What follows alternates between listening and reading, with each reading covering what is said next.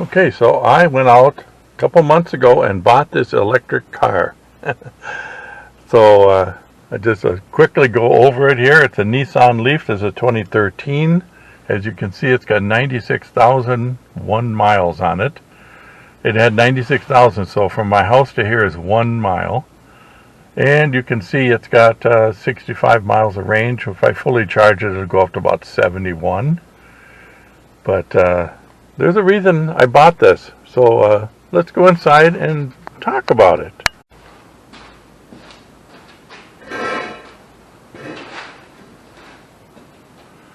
All right, today the welders aren't here. The welders are over there, but it's still a welder side chat.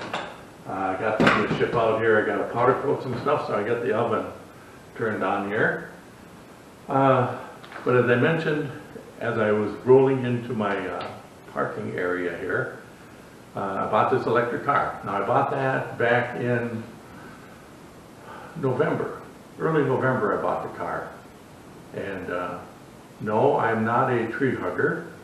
And no, I didn't buy it because I think it's my duty to save Earth.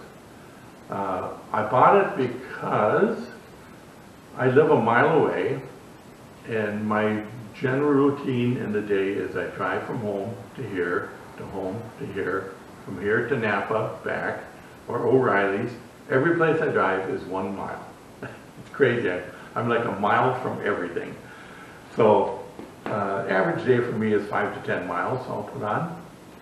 And I got to thinking, you know, during the summer, I didn't drive my car much at all, or my Cadillac. I've got an SUV that I call a truck because it's a truck.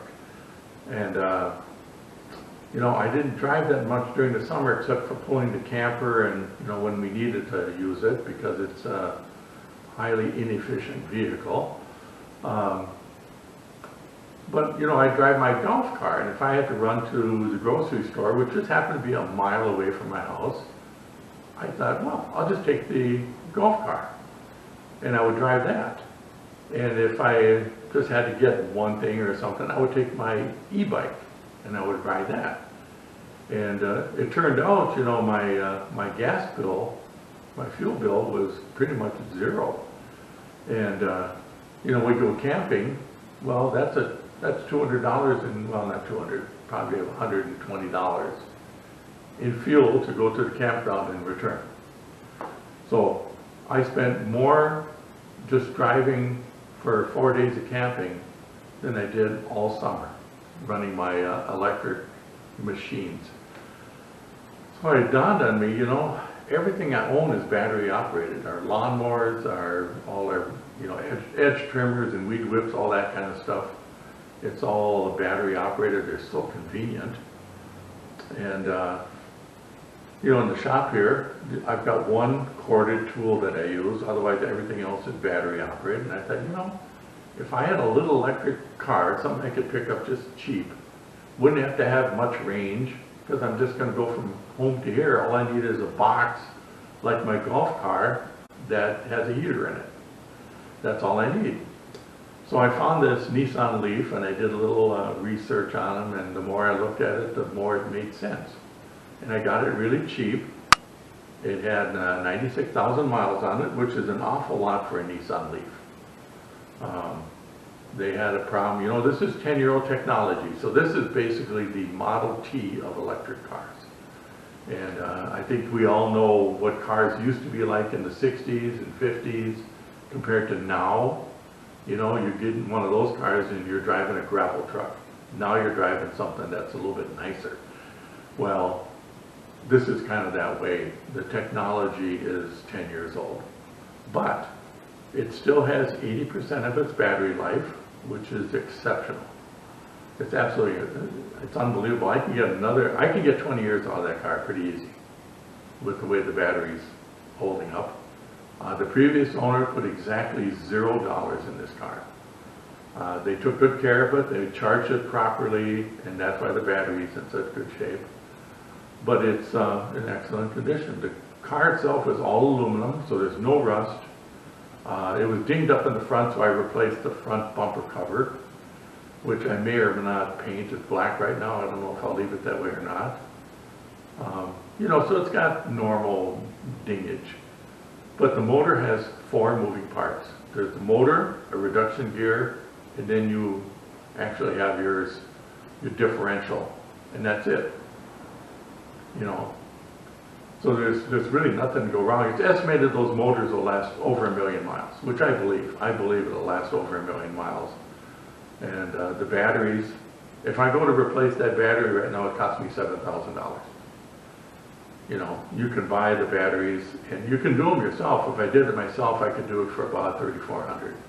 So it's a pretty cheap thing to do, but I'm just looking at, you know, how much does it cost me to drive that thing? Well, I drive it here to work. I've got a level 2 charger here. So I plug it in here where I don't pay utilities. And if you do the math on that, that means my cost of ownership is 0. In the last 1,000 miles, I paid out about $16 in electricity because I charge it at home once in a while, and it cost me $1.90 to charge it at home. You know, so I mean, how many people can drive 1,000 miles for under $20? I mean, think about it. You know, I haven't filled up. I filled up my Cadillac once since September. And that was $70 worth of fuel I put in that. And that's the only gas I've spent on that, you know, since September. And this is, you know, we're coming up on March here. So it's just an economic plus, you know. And as far as negatives on that car, the only thing that I would say is against it is when you turn the heater on, it really sucks the battery down. I think the heater draws almost as much as the motor because it cuts the range. You know, I could probably get 70 miles out of that car around town, probably 55, 60 on the highway. You turn the heater on, you can almost cut that in half. So, you know, that's the downside. That's really the only downside I can say about that car. Other than that, everything works. You know, all the heated things, the steering wheel, the seats are all heated and everything. It's got plug-ins for, you know, USB, all that kind of stuff. Everything works. There's nothing on a car that doesn't work. In fact, I just bought a trailer hitch for it that I'm going to install so that I can put my e-bike on it. So during the summer, I can drive it down here, plug it in to charge it, and then horse around on my e-bike, and then put my e-bike back on it and drive it home. So I don't have to pay for electricity. You know, you got nothing better to do. What the hell? So anyway, it's you know, the electric cars in the right place for most people. It's just a tremendous money-saving deal. And no, it doesn't take down the grid. You know, the new cars that are coming out now will have V to G, which is vehicle to grid, and then V to L, which is vehicle to load, which means during off-peak times, your car will charge. During peak times, when the grid needs power, it can pull power off of your cars. Well, now you think there's, you know, a couple billion cars in the United States, if they're all electric, that's one hell of a battery to help power the grid. So it's just the opposite you think. You know, when you think about it taking down the grid, you're looking back 10 years. You got to look forward on this stuff. If you look forward, you can see the advancements that we're making. So anyway, that is today's pile of gibberish, I suppose. And I know there's a lot of opinions on it, and that's fine. But I find the people with the strongest opinions against electrics have never owned one, have never driven one, have no experience. You know, you really have to drive them and study them a little bit and do some research on the benefits and that. And yes, there are problems with, you know, the mining of lithium and all that, but like I say, that's going away. But still, there is nothing we do as humans that does not do damage to the earth. It's just a fact. You know, no matter how good we try to be, we wreck stuff. It's just the way we are. But the trick here is to wreck stuff at a pace where nature can repair the damage. And I think that's the goal we're headed for, or we're maybe dreaming of getting to that point, I don't know. But anyway, I've said enough already. Hopefully this didn't raise any hairs on the neck or anything. I'm not trying to be Mr. Green. As a side note, I am not exactly what you would call the poster child for green energy and saving the planet and all that stuff. I'm too much of a realist. I understand, or I'm powerless to do any, real improvement to our energy or, the health of the earth or any of that stuff.